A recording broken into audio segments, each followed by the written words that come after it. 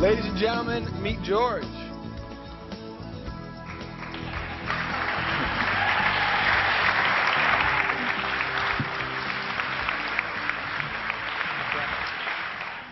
George's graphics will grab you, and its writing will hold you.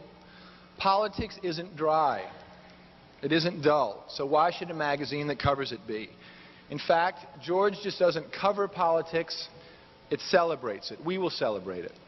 Celebrate it as a general rule, but we won't be afraid to criticize it when necessary.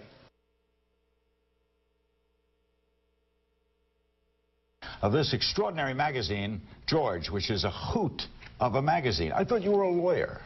I was. What happened? Well, we decided, I mean, actually taking a cue from folks like yourself and you around the 1992 election, that there was an opportunity here to change the definition of a political magazine. Certainly the way Americans were accessing information about politics and politicians was changing.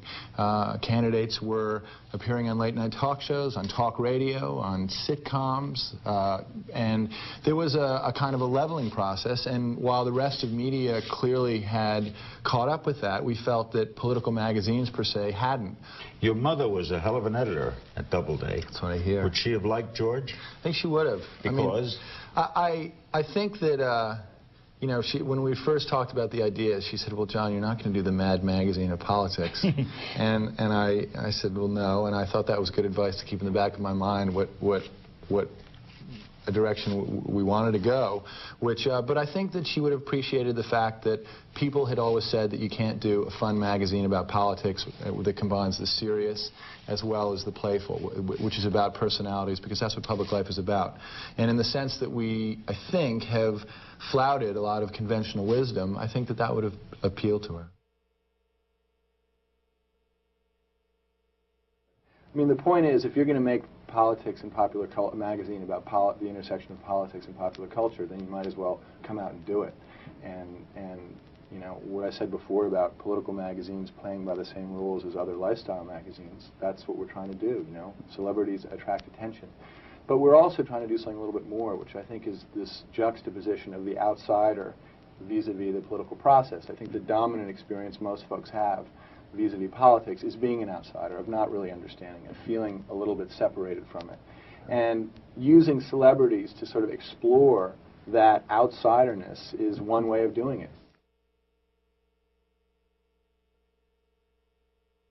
People you're aiming at are your age and younger. Tell us how you get them excited about politics in a magazine.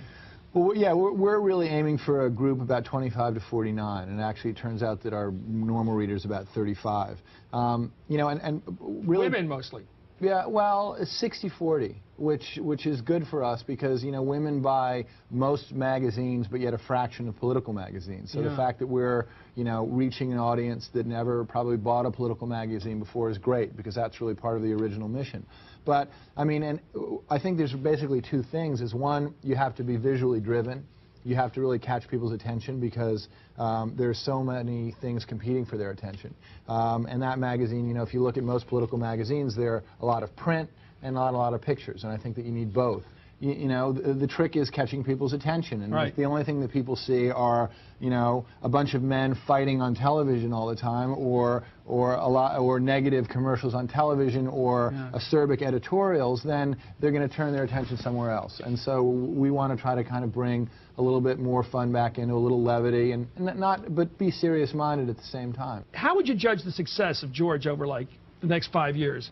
You know, I think that if you can get one person who felt that they were not interested in politics to all of a sudden, you know, buy this magazine and learn about it, and if you could turn on people who had never really considered themselves politically oriented, turn them on to politics somehow through this magazine, as well as really, you know, have important stories, that would be the bottom line, you know, success for us. And that we seem to, you know, I got a letter from a woman who takes tickets in a movie theater in Virginia, and she said, I bring George to, you know, to work.